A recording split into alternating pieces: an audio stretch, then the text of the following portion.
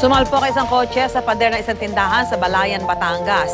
Base sa paunang investigasyon, tinatahak ng sasakyan ang kahabaan ng National Highway. Pero nang subukan mag-overtake ay pumutok ang kaliwang gulong nito sa likod at bumangga sa pader. Nabangga rin ng kotse ang isang tricycle driver.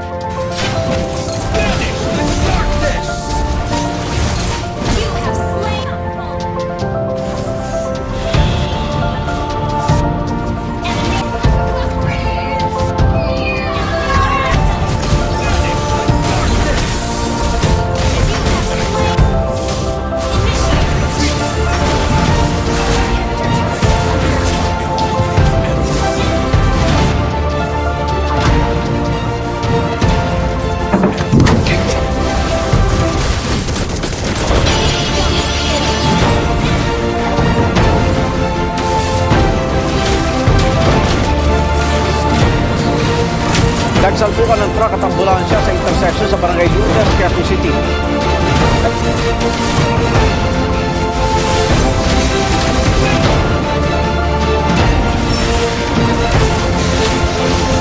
Video na ito makikitang hinahabol ng batang 2 taong gulang ang kanyang bola sa Aguho Corner, Aranda Street, Barangay Claro, Project 3, Quezon City. Pero umalis din agad at hindi man lang ipinatingin sa ospital ang bata.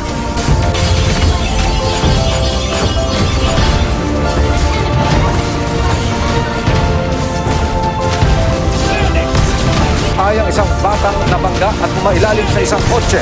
Susunduin sana ng isang tricycle sa eskwelahan. Kailang nag-viral sa social media. Isang babaeng tumatawid ang nabangga ng kotse sa Santo Domingo, Ilocos Sur.